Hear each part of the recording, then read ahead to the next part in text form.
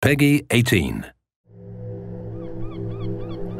The oldest and strongest emotion of mankind is fear, and the oldest and strongest kind of fear is fear of the unknown. Existential horror that engulfs you upon realization that humanity is not the masters of this world, that there are entities far older, greater, lying dormant in the darkest corners of the earth. Lovecraft never explained much about them. To us, they are as powerful as they are indifferent. In the eyes of these cold and enormous beings, we're probably nothing more than tiny little roaches. But who can say if they perceive the world as we do? The poor souls who have ever stumbled upon them have either perished or ultimately gone insane.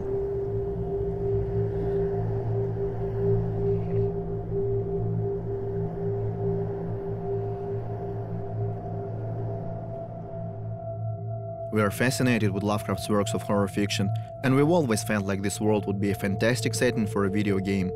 Mysterious ancient beings that people can never comprehend, devastating natural cataclysms that mercilessly clash with human civilizations, destroying everything in their way. We are building our game on the same underlying themes that Lovecraft explores: fear of the unknown, hopelessness, and desolation. This is what the mysterious flood in our game represents. Nobody knows why it occurred, and at this point nobody has any hopes for help. People are scared of uncertainty.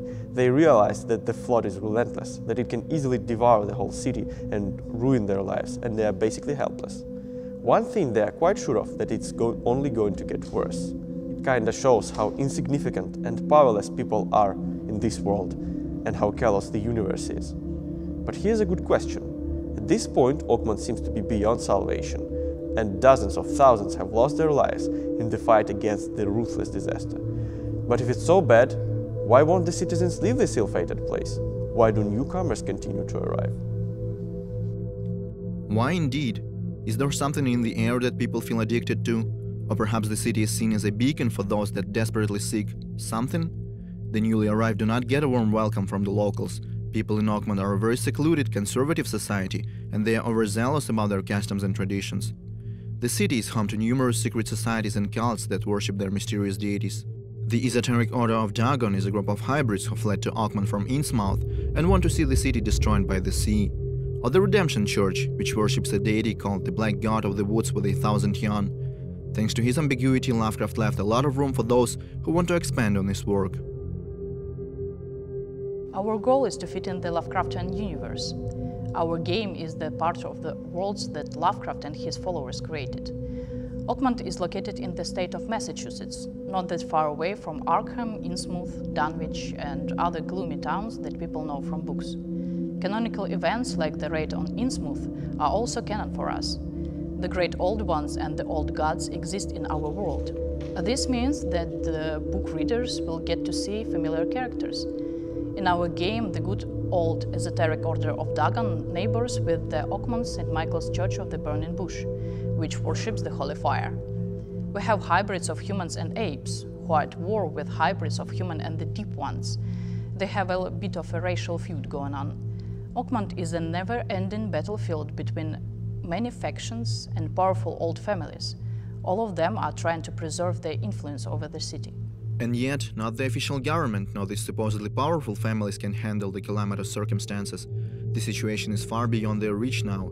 The flood has awakened frightening creatures which now roam the streets of Oakmont, disturbing, twisted monsters driven by desire to rip and chomp and tear apart. You know what most people find really frightening? Not spiders, not gore, even though these things can be very repulsive.